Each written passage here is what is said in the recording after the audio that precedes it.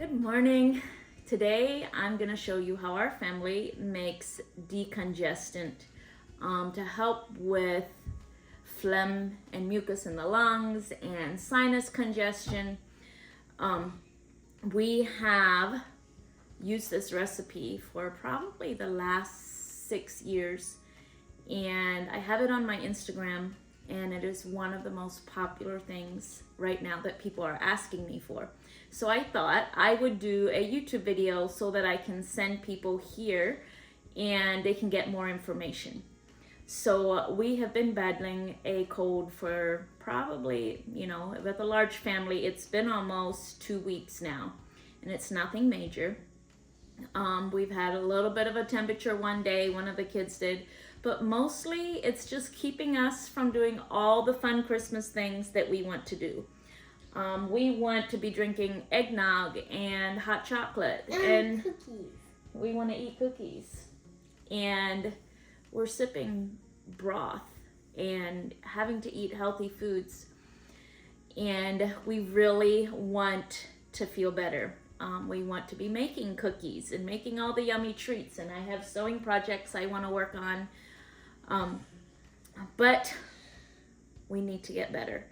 So the number one thing when a virus enters your body, the body's number one protection is histamine.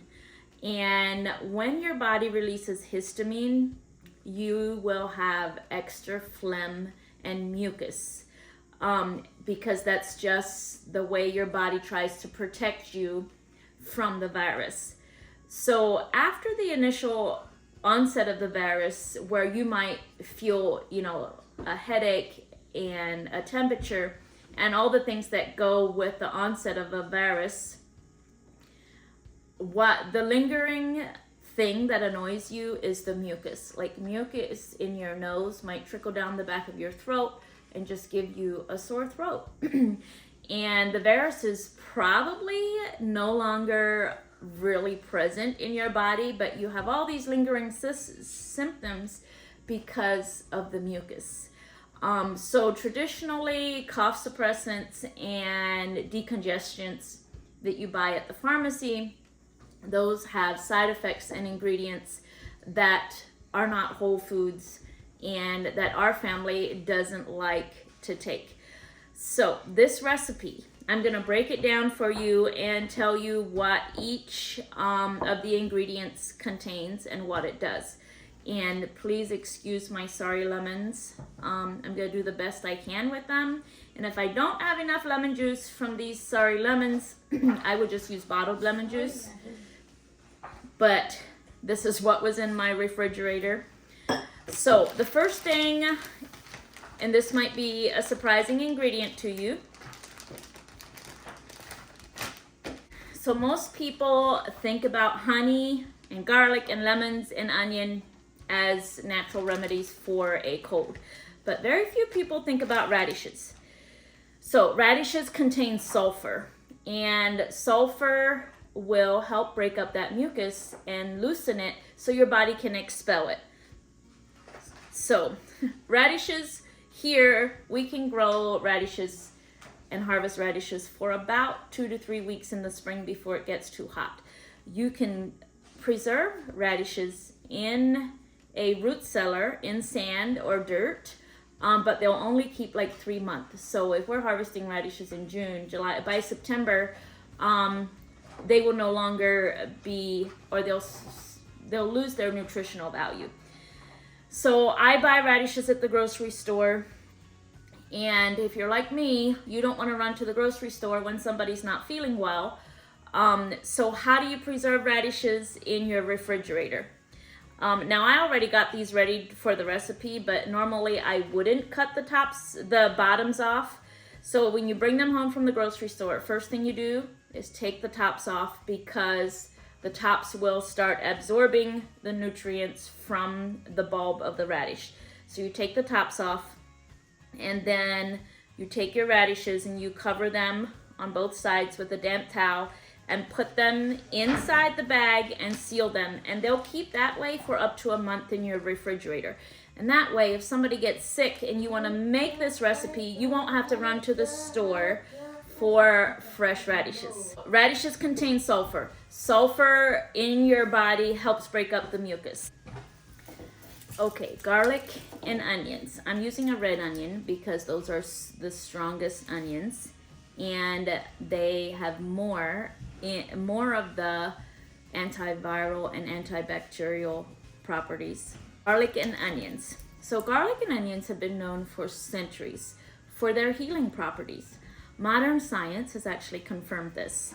They're antibacterial, antiviral, and they're loaded with antioxidants. Now, garlic and onions contain a special antioxidant, and that is why we're going to use them to make this decongestion. So mast cell activity is responsible for releasing histamine in your body. Histamine is what creates the excess mucus and phlegm. There is a certain antioxidant, starts with a Q, but I'm not sure how to say it, in garlic and onions that decreases mast cell activity. So not only is the sulfur in the garlic and onions and radishes going to help thin and break up the mucus that your body has already created to fight the virus, the antioxidant in garlic and onions is actually going to suppress your body's creation of more mucus and more phlegm.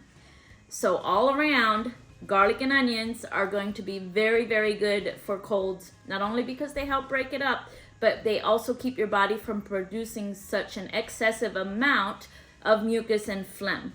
And then you're going to feel better because you're not constantly having to wipe your nose, and it's not going to irritate your throat from trickling down the back of your throat, and you won't be kept up at night with that bothersome cough.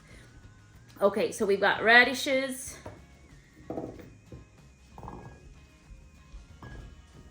We've covered the garlic and onions. Honey, as we know, is full of antioxidants. It's antibacterial, it's antiviral. This is a cup of raw honey, and it can coat your throat, so you're not gonna feel that rawness of your throat. Lemons, same thing, antiviral, antibacterial, antiseptic, plus lemons also will cut through, the citric acid in lemons will cut through the phlegm that's in your throat, and it's just going to clean everything out. So those are the ingredients we're going to use, and I'm going to move on, and we are going to make this. You will need, in addition to all of this, you're going to need a blender and a mesh strainer. So we're going to cut and juice our lemons. So the recipe calls for 1 cup of fresh lemon, and since my lemons are in bad shape and all need to be used, I'm just going to use all of them, and we're going to call it good. I think it's going to be close to a cup, but maybe a little over. You could use bottled lemon, but fresh, of course, is the best if you have that option. The recipe calls for 5 to 6 cloves of garlic, but the cloves that I'm using are very big, so I'm only going to use 4. And I'm just going to peel them and throw them into the blender with the rest of the ingredients. So I'm going to peel my onion, and then I'm going to cut it into a couple big chunks so that it's easier to blend.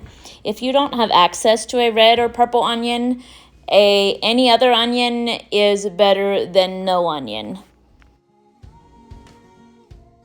The recipe calls for 5 to 6 radishes, but I had 8 to 10 in my bunch, and I am just using all of them because I don't want to keep them in my fridge any longer. And then raw honey, a cup of raw honey, and if you don't have raw honey, any honey will do. Raw is best, but rather add grocery store honey than no honey at all. So now you're just going to blend it all up. I have a Vitamix blender, which is a very powerful blender. If your blender is not so powerful, you might want to chop your veggies up smaller. And it only takes me about a minute or less of blending to get it really chopped up fine But again, if your blender is not as powerful as mine is, it might take you a little longer to get everything blended properly. So in here I have my mesh strainer and a cheesecloth. Now you don't have to use a cheesecloth. I've done it with just my mesh strainer and it works fine. It's just not quite as smooth. So now that this is blended up really well, I'm just gonna pour it in here.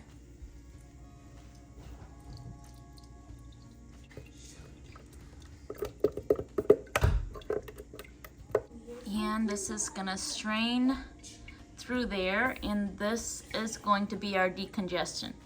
Now, you can take some of this right away if you're desperate, like we have been, or you can even take a couple spoonsful of this. But this is gonna strain for, I'm gonna let it strain for probably 2 to 3 hours.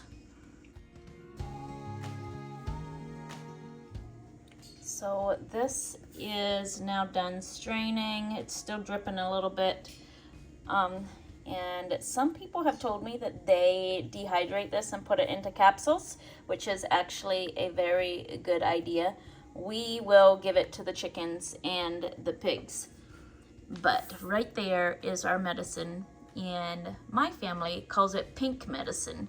But we are going to pour this into a jar.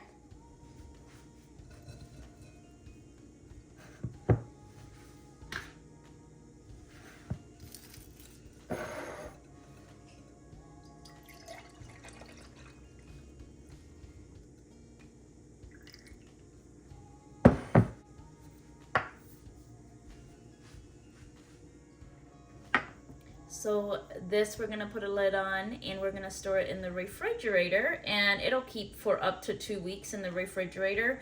But usually my family will take this within a 48-hour period, depending on how many of us are taking it. And we take about ½ an ounce at a time. And sometimes just a couple doses in a day is enough to just bring everything out and loosen everything. And sometimes we'll take it hourly for a day, or we'll take it a couple times a day. It all just depends on our symptoms. Now, the only thing that will happen if you take too much is it's just real food. So you're really not going to have any terrible side effects from taking too much, except you might be walking around smelling like a goat or a cow that has gotten into the garlic and onions. But otherwise, you can't really overdose it, or there's no negative side effects of eating or drinking too many garlic, onions, and radishes, especially if you're just taking an ounce or ½ an ounce at a time. Now, one of the things that I like to add that I didn't have on hand today is ginger, like 1 inch to 1.5 inches of fresh ginger root, because ginger is also really good for inflammation, and it adds a little bit more spice to it. And my children complain a little more when I add ginger, so I don't always add ginger. If you have very young children, or children that have a very sensitive palate, you can add more honey. You can just make it a little sweeter and get it into them that way. You're not gonna mess it up by adding more honey or more of this and less of that. Make it in a way that your family finds it palatable. Here's a couple snapshots of what we've been up to on these short winter days.